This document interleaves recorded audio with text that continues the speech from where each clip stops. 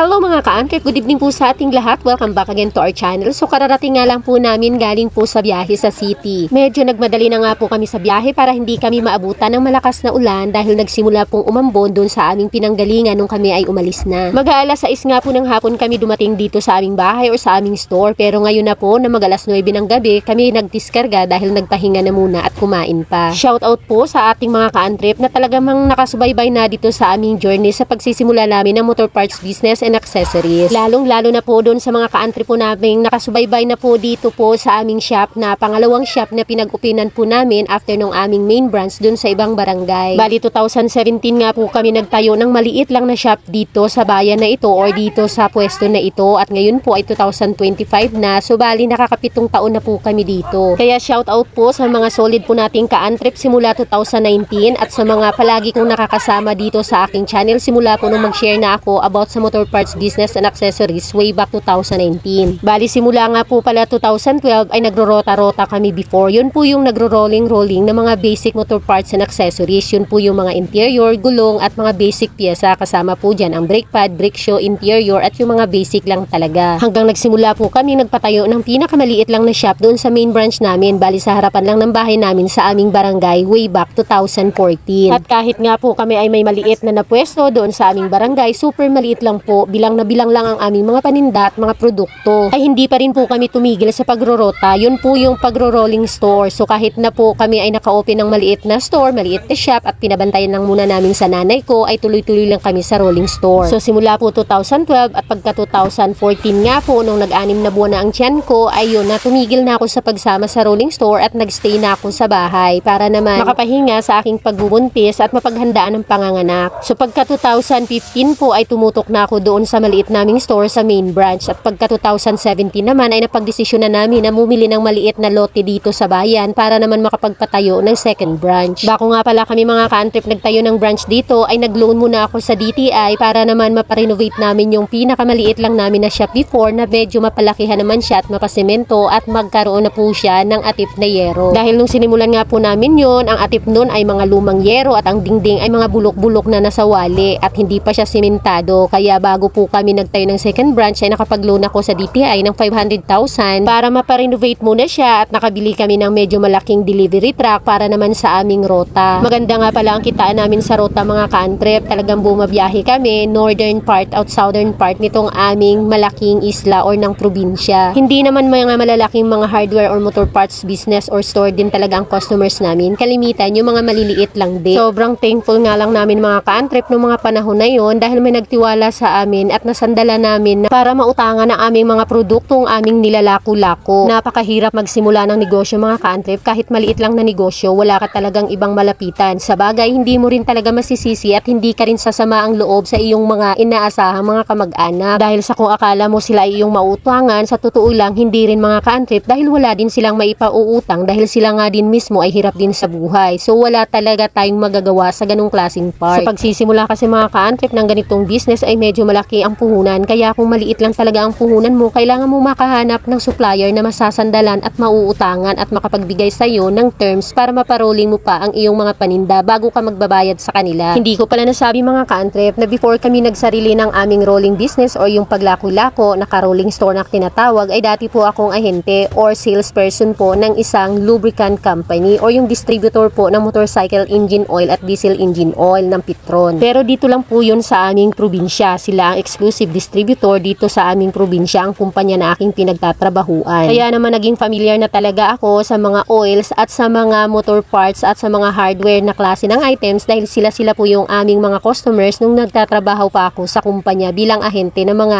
engine oils. At sa trabahong kong yun mga ka-antrip ay ako nga pala at ang driver ko ay may dala-dala kaming sariling truck ng kumpanya para mag-deliver ng mga engine oil sa mga customers namin ng mga tindahan. Ako ang ahente, may kasama akong driver at may kasama lang kaming pahinante. Kami yung bumabiyahe-biyahe sa mga munisipyo ng aming probinsya. Mapagod talaga yung ganing klaseng trabaho mga ka-antrip. Napakainit at napakapagod maghapong bumabiyahe, akyat baba sa truck para mag-alok at para magbaba ng mga pangarga. Pero na-enjoy ko siya mga ka-antrip. Hindi ako nangarte, hindi rin ako nagsabing umayaw. Na-enjoy ko talaga at nagustuhan ko siya. At dahil sa trabaho na yon, yun po ang naging inspirasyon ko na pinangarap kong magkaroon din ng sariling negosyo at yun nga ang napili ko, ang motor parts business and accessories dahil napaka-related siya dito sa trabahong pinasok ko at naging familiar na ako sa mga ganung klaseng businesses dahil sa trabaho ko. Sobrang thankful nga pala ako mga ka-antrip sa dating boss namin kasi kahit nagsa-sideline na ako, ibig sabihin nagrurota o nagbebenta ng mga produkto na ito, nakakilala ako ng mga ahente galing Manila at pinapautang nila ako ng mga interior. Yun naman ang sinasideline ko, binibenta sa mga customers namin. Dahil ang dala lang talaga namin sa kumpanya ay motorcycle engines oil lang. So yun po ang naging sideline ko naman sa mga tindahan na customer din namin, yung mga interiors na yon at mga basic parts. So kahit alam na nga ng boss namin ay okay lang sa kanya dahil hindi naman din conflict talaga sa produkto nila. Napakahirap nga mga ka-antrip nung nagtatrabaho ka at the same time mayroon kang maliit na negosyo, lalo na kung ang iniwanan mo or pinabantay mo ay wala ding alam sa ganung klaseng negosyo. Pero sa paunti-unti ay naitawid nga namin yun mga ka-antrip hanggang sa dumating ang panahon na ako na yung tumigil sa pagrorota para matutukan na rin ang tindahan. At yun nga, pagkatapos ng 2 taon ay nakapagpatayo na kami ng branch. Pinagsamang konting ipon at pinagsamang galing sa loan. At syempre, dahil nga halos wala na kaming puhunan nung nakasandal na kami sa mga supplier, ayun na, nagamit na namin ang pera para pambili ng property dito at makapagsimula na rin ng maliit na shop dito. Kaya nga pala mga ka-antrip, shout out sa mga solid ko pong mga subscribers dito sa ating YouTube channel way back 2019. Alam na alam nila ang itsura po ng aming store dito. Kawayan lang po ang sahig namin sa bandang parang bodega at plywood lang po ang sahig namin dito sa tindahan na ito noon. Maliit, mababa ang atip, makitid, masikip at talagang mukhang nagsisimula lang talaga, maliit lang talaga siya. Pero ngayon, pagkatapos ng 8 taon, awa ng Diyos, ay meron na kaming matatawag na bodega, maliit man na bodega, pero may space na at medyo naparenovate na rin talaga namin at napabago na totally itong store na ito at medyo malaki na talaga siya. Sabihan nga ng mga nakakasalamuha ko mga ka-antrip sa ganitong klaseng business na negosyo daw ito ng mga mayayaman, yung mga motor parts business and accessories, construction and hardware supply at hardware supply at mga fishing supplies. Dahil nga talaga mga ka-antrip ay napakalaki ng kapital na kailangan mong ilaan para makapagsimula ka dito kung gusto mo rin ang inventory mo ay medyo malaki-laki or medyo marami-rami. Pero awa ng Diyos mga ka-antrip, nung sinimulan ko ito, halos inutang ko lang worth 150,000 utang siya. Pagkasunod nun, puro na siya utang-utang. Hanggang ngayon po ay puro na utang. Halos hindi na naglalabas ng kapital talaga para ipamili, maliban na lang sa ibang mga items na kailangan na cash to cash basis dahil nga sa wala namang minty na supplier na nagpapautang. That was 2017 mga ka-antrip ang 150,000 at pagkatapos nun, the next and second month ay nakautang na ako padagdag na. Pero sa panahon ngayon mga ka-antrip, masyado nang maliit ang 150,000. Lalo na talaga kung tindahan talaga ang iyong target. Pero kung ikaw ay shop lang ang target mo, halimbawa services and repair shop, tapos gusto mo lang na may basic parts and accessories ka or pyesa talaga, ay okay na rin ang 100,000. Dahil sa oils at gulong lang nga pala mga ka-antrip ay halos gagastos ka ng 800,000, makumpleto mo ang klase at dami ng mga oils at mga gulong. Pero sa mga nagsisimula ay pwede ka na rin magsimula sa kung anong kapital meron ka, lalo na kung wala ka pang makapita na mauutangan sa ganitong klaseng business kasi mga ka-antrip o industriya, bago ka mapapautang ng mga supplier ay dapat established ka na or kilala ka na. Dahil nung nagsisimula kami mga ka-antrip, wala din ahente na mga pumapansin sa amin or pumupunta sa amin dahil nga syempre maliit pa lang at natatakot din sila magpautang sa amin, baka nga naman hindi makabayad. Pero awa ng Diyos, pagdating ng panahon na ito sa pagsusumikap namin, marami ng ahente nakakapansin sa amin. Mahaba na ang terms na binibigay sa pangungutang, ibig sabihin pauutangin ka na nila ng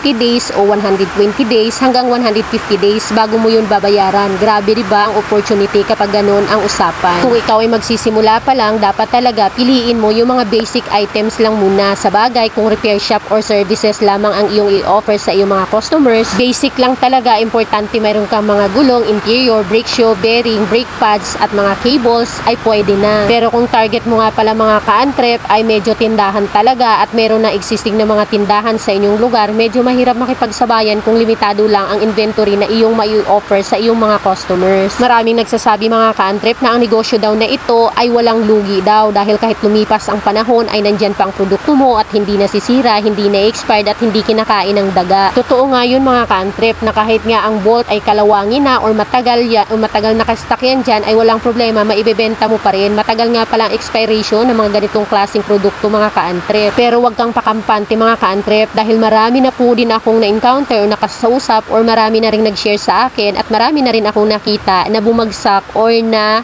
bankrupt po yung ganitong klaseng business. At naguugat po siya doon sa hindi po masustain ang iyong mga inventory. Apo na pera or wala kang backup fund. So kung yung mga napimili mo, hihintayin mo na mabenta yun lahat bago ka naman makapag-purchase tapos doon mo kinukuha lahat ng pangangailangan nyo pang araw-araw ng pamilya, medyo tagilid talaga mga ka-antrip at makakain nyo pati ang kapital. Kaya kung nagsisimula pa lang, make sure talaga na hindi dito manggagaling lahat ng mga gagastusin sa loob ng pamamahay at meron dapat pinanggagalingan sa pang-araw-araw na buhay. Para yung pang-araw-araw na benta dito sa shop ay maiparolling mo, pamili na naman ng inventory hanggang sa dumami ng dumami at hindi makain nga pati ang kapital kung walang ibang pinagkakakitaan para sa pang-araw-araw na pangangailangan ng pamilya. Pwede ring ang dahilan mga ka-antrep ng pagsara ay yung pinautang ka ng supplier tapos nakabayad ka sa unang singil, pinautang ka ulit sa pangalawang singil ay hindi ka na nakapayad. Yun ay halimbawa ang benta mo ay nagastos mo nga po or naipamili mo ng dagdag pa ng mga produkto at hindi mo inaasahan na hindi naman sasapat ang